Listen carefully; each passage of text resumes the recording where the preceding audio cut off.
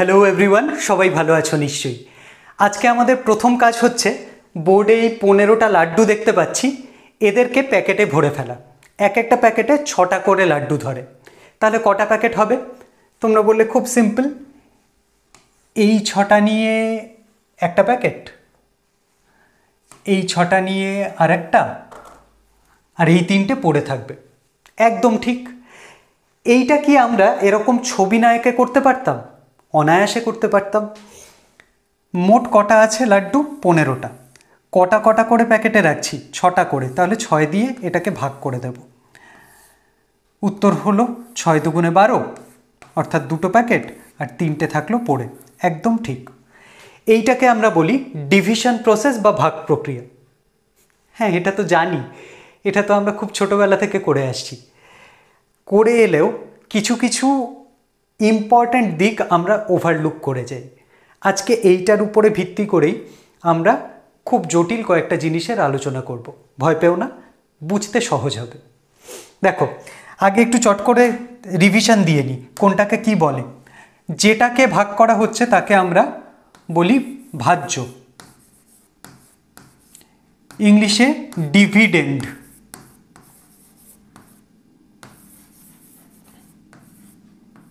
এটাকে আমরা capital D দিয়ে ডিনোট করব, ভাজ্য বা ডিভিডেন্ডকে। এইটা যাকে দিয়ে ভাগ করা হচ্ছে তাকে বলে ভাজক, ইংলিশে ডিভাইজার। এটাকে আমরা ডিনোট করব স্মল ডি দিয়ে। যেটা পেলাম সেটা হচ্ছে ভাগফল 2। এটাকে ইংলিশে বলবো কোশেন্ট।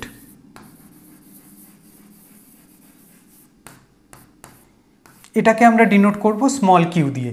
যেটা পড়ে রইল তাকে বলবো ভাগশেষ বা অবশিষ্ট, ইংলিশে রিমেইন্ডার।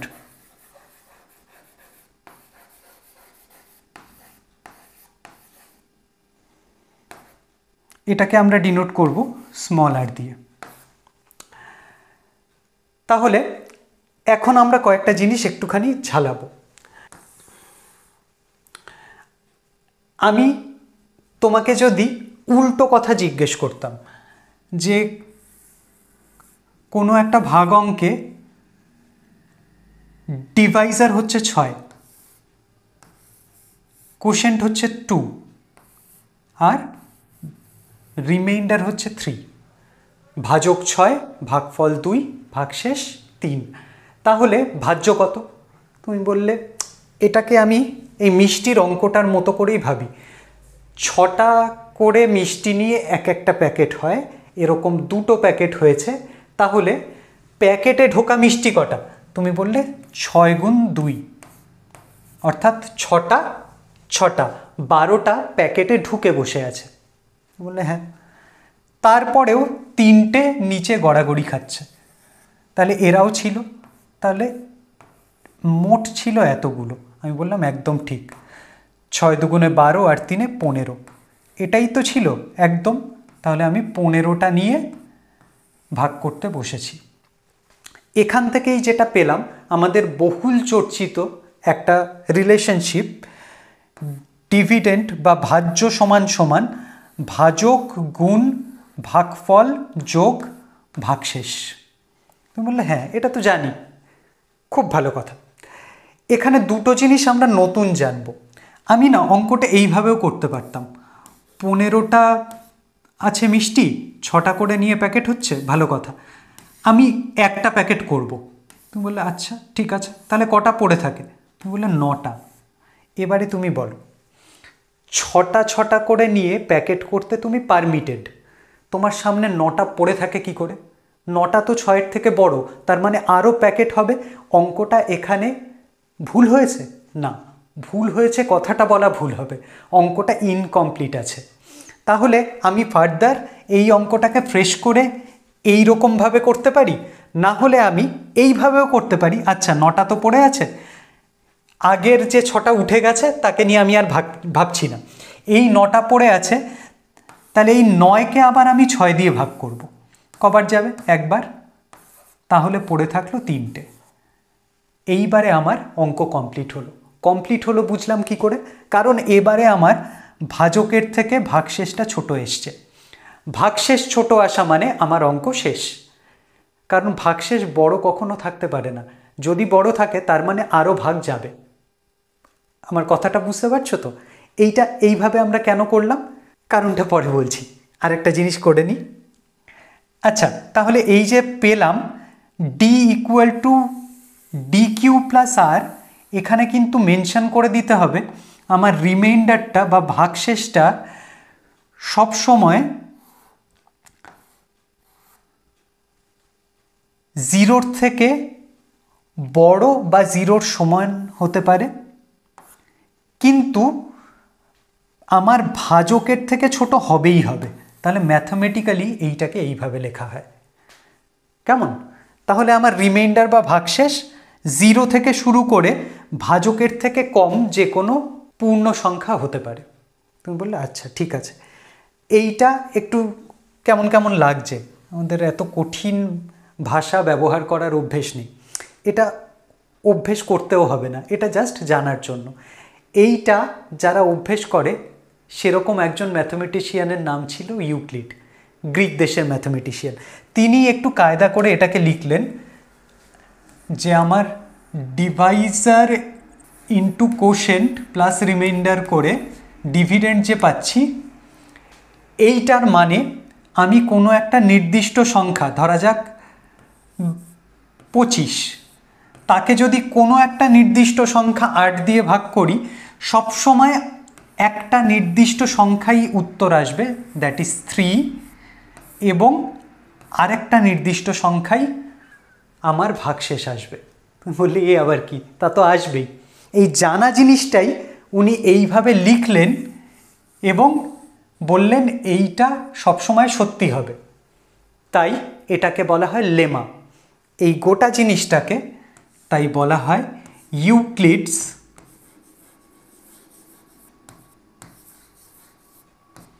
Division lemma. লেমা হচ্ছে এমন কিছু স্টেটমেন্ট যেগুলো আলাদা করে প্রুফ করার প্রয়োজন হয় না, যেগুলো স্বতঃসিদ্ধ। এই জিনিসটার এই গালভরা নামটা পিএসসির খুব পছন্দ, সেই জন্য এই নামটা তুলে দিয়ে একটা প্রশ্ন দিয়ে দেওয়া হয়েছিল মিসলেনিয়াসে। তাই এই ছোট ছোট থিওরিটিক্যাল নলেজগুলো আমাদের একটু প্রয়োজন হবে। এবারে চলে আসি আগের জায়গাতে। দেখো, এখানে 6টা করে নিয়ে 2টো বাক্স হলো, 3টে গড়াগড়ি খাচ্ছে, ভালো কথা। আমি যদি এবারে বলি আমি অত রিজিড থাকবো না, আমি আর একটা অপশান দিচ্ছি তোমাদের, এবারে আর 6টা করে বাক্সে তুলতে হবে না, 3টে করে নিয়ে তুমি বাক্স করো। তুমি তো মহানন্দে কাজের লেগে পড়লে, এই 3টে যাবে একটা বাক্সে, এই 3টে আরেকটা, এই 3টে আরেকটা, এই 3টে আরেকটা, আর এরা আগে গড়াগড়ি খাচ্ছিল, এবার তো 3টে হলেই একটা বাক্স, তাহলে এও একটা বাক্সে ঢুকে পড়বে। বললাম ঠিক। তাহলে আমি যেটা বলতে চাইছি, 6টা করে যদি বাক্স হয়, তখন যারা বাক্সে ঢুকে বসেছিল এই 6টা, তারা 6-এর উৎপাদক সংখ্যার যদি বাক্স হয়, যেমন 3, তখনও বাক্সেই বসে থাকবে। তুমি বললে হ্যাঁ, যারা 6-এর বাক্সে উঠেছিল এখন 3-এর বাক্সে উঠবে, 3-এর 2টো বাক্সে বসে থাকবে। আমি বললাম ঠিক।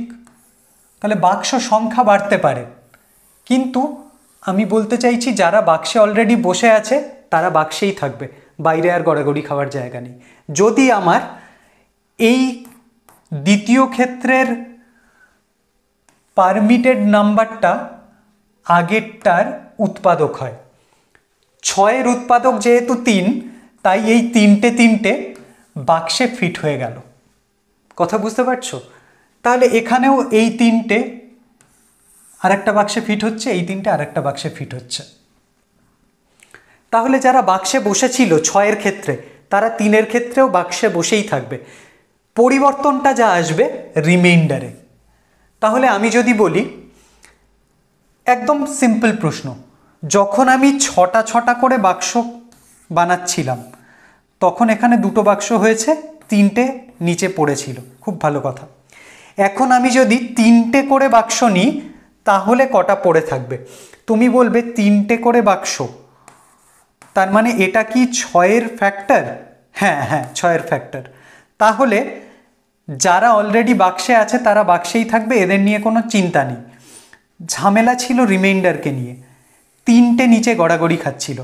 এখন তো 3টে করে নিয়েই প্যাকেট হবে, এখন কি গড়াগড়ি খাবে? তুমি বললে না, 3 দিয়ে 3কে ভাগ করলে আর একটা প্যাকেট হচ্ছে, আর গড়াগড়ি বন্ধ হয়ে যাচ্ছে, রিমাইন্ডার কিছু থাকছে না। তাহলে what I am trying to say is that এইখানে যে 3টে পড়েছিল তাকে এবার আমি নতুন ডিভাইজার 3 দিয়ে ভাগ করব, কারণ বাকি অঙ্ক আমার কাছে আর কোনো ম্যাটারই করে না, কারণ এই যে 6-এর উৎপাদক হচ্ছে 3, তাহলে যারা বাক্সে বসেছিল তারা বাক্সেই বসে আছে। তাহলে এই জিনিসটা আমরা এত কষ্ট করে বারবার বলছি কেন? বলছি তার কারণ একটা খুব প্রিয় ধরন আছে প্রশ্নের, সেটা হচ্ছে এইটা, a number when divided by 65 gives a remainder 43। তাহলে কোনো একটা সংখ্যাটা কত আমি জানি না, তাকে যদি 65 দিয়ে ভাগ করা হয়, রিমাইন্ডার বা ভাগশেষ থাকে 43।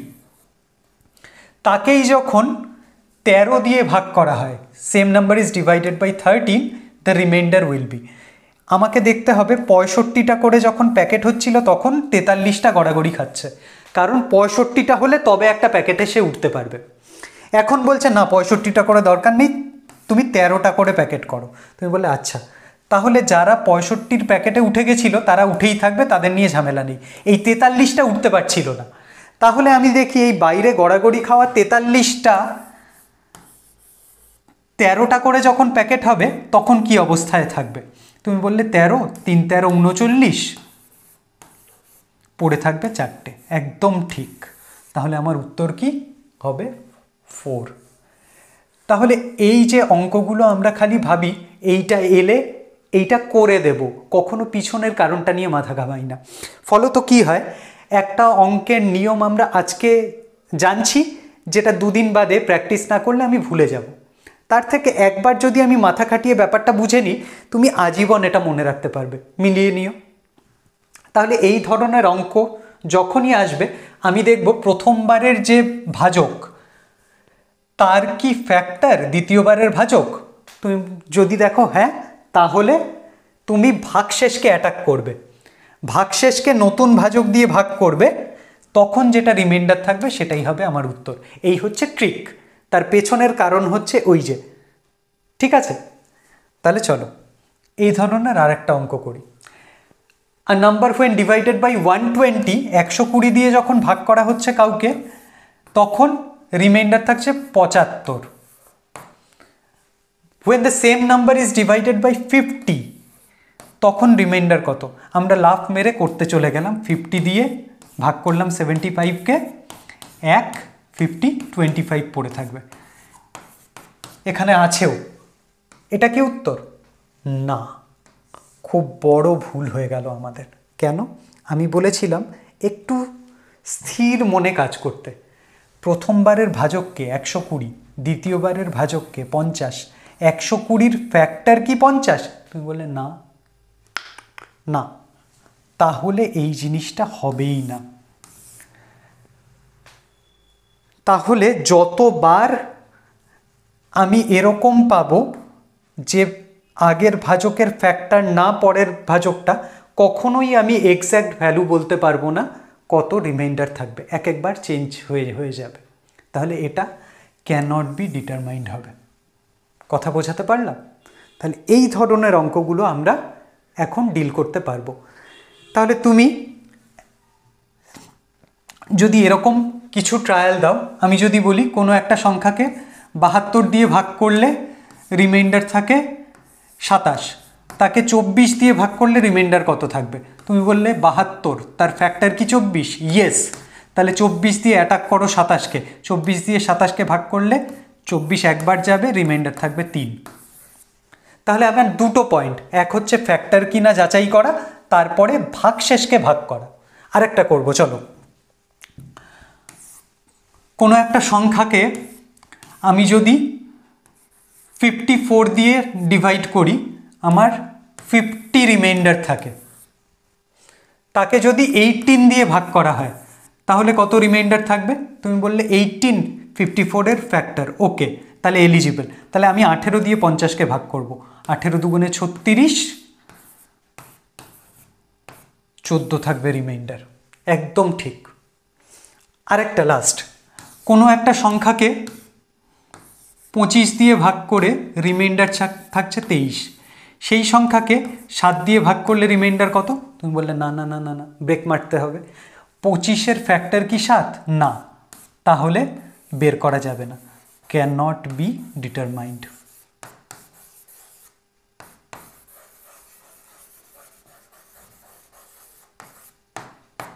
তাহলে আশা করি এই জিনিসটা তোমাদের পুরোপুরি পরিষ্কার হলো। ইউক্লিড ডিভিশন লেমা কাকে বলে? সেটা হচ্ছে ভাজক গুণ ভাগফল যোগ ভাগশেষ। আর এই ধরনের অঙ্ক রিমাইন্ডারের তোমরা করতে পারবে।